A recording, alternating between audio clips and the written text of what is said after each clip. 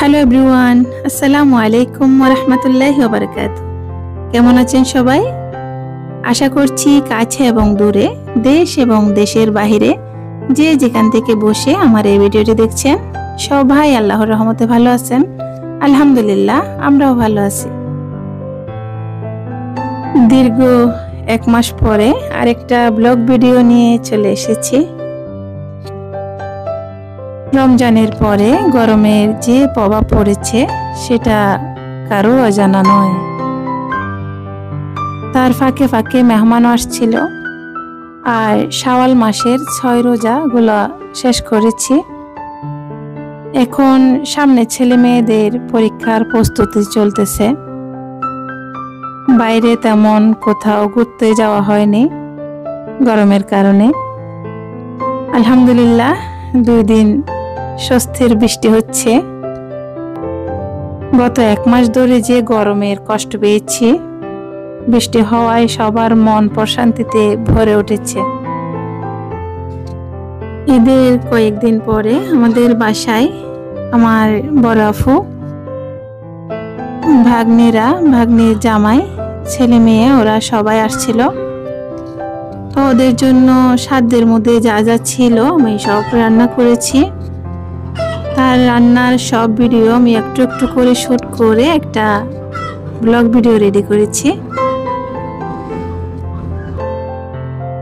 এইবারের রমজানের রোজা ঈদ আলহামদুলিল্লাহ অনেক ভালো কেটেছে। আমার ভিউয়ার আফু ভাইয়াদের ঈদ কেমন কেটেছে আপনারা চাইলে আমাকে কমেন্টে জানাতে পারেন। আমরা প্রত্যেকে যে যে অবস্থায় থাকি না কেন, সব সময় আল্লাহর উপর ভরসা রাখতে হবে। আল্লাহ তাআলা আমাদের ধৈর্যের পরীক্ষা নেন। তাই আমরা যদি আল্লাহর উপর ভরসা রাখতে পারি, আমরা যদি ধৈর্য ধারণ করতে পারি, তাহলে আল্লাহ তাআলা আমাদের সকল মনের আশা পূরণ করে দিবেন। প্রতিবারের মতো আপনাদেরকে আবারও মনে করিয়ে দিচ্ছি, আপনারা এখনো যারা আমার চ্যানেলটি সাবস্ক্রাইব করেননি, প্লিজ আমার চ্যানেলটি সাবস্ক্রাইব করে দিবেন, আর পাশে থাকা বেল বাটনটি ক্লিক করে অল অপশনটি সিলেক্ট করে দিবেন। আর যদি আপনাদের কাছে একটু হলেও আমার ভিডিওটি ভালো লেগে থাকে তাহলে একটা লাইক দিতে ভুলবেন না। ইউটিউবে কাজ করা এটা আমার শখের মধ্যে পড়ে।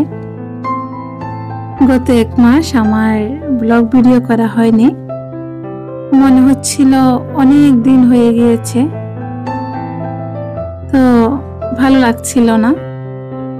সব কিছু আছে, তারপরে মনে হচ্ছিল কি যেন মিস করতেছি আমি।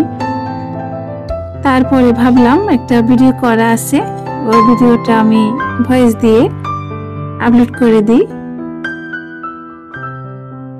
তো জানি না আমার ব্লগ ভিডিওগুলো আপনাদের কাছে কেমন লাগে, তারপরেও আমি ভিডিওগুলো দিচ্ছি কারণ আমার কাছে ভালো লাগে, এটা আমার ভালো লাগার একটা কাজ। তো ওই দিন মেহমান আসার আগে আমার মেয়ে বাসায় ছিল, ওদের স্কুল বন্ধ। তো আমি রান্না বান্না করছিলাম, আমার মেয়ে সব গুছিয়ে মেহমান আসার আগে সবকিছু রেডি করে দিয়েছে। তো আমি এসে একটু চেক করছিলাম সবকিছু ঠিক আছে কিনা। দেখছি সবকিছু ঠিক আছে।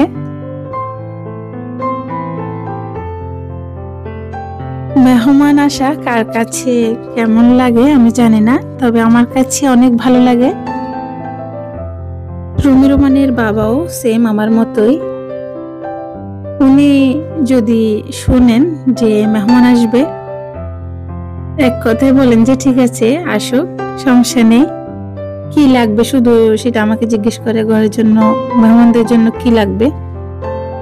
কোনোদিনও বলে নাই যে কেন আসতেছে মেহমান, এখন আসা লাগবে না, এই ধরনের কোনো কথা আমি আজ পর্যন্ত ওনার মুখ থেকে শুনিনি।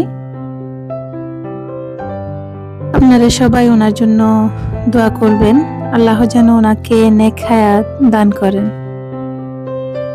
এদিকে আমি গরুর মাংস বসিয়ে দেওয়ার পর দেখলাম যে মেহমান চলে এসেছে। তো আমি প্রথমে নাস্তা সব আগে থেকে রেডি করে রেখেছিলাম, সব কিছু ওরা আসার সাথে সাথে দিয়ে দিয়েছি। এরপরে রান্নাঘরের যে বাকি রান্না ছিল ওগুলা সব সেরে নিয়েছি। তো সব কিছু রেডি হওয়াতে রান্না বান্না করতে তেমন বেশি দেরি হয়নি, আমরা ঠিক সময়ে ওদেরকে খাবার দিয়ে দিয়েছি। আজকের ব্লগটি আমি এখানে শেষ করব। আপনাদের সবার সুস্বাস্থ্য কামনা করছি, আপনারা সবাই ভালো থাকবেন, আমার জন্য আমার ফ্যামিলির জন্য দোয়া করবেন। আল্লাহ হাফেজ। আসসালামু আলাইকুম ওয়া রাহমাতুল্লাহি ওয়া বারাকাতুহু।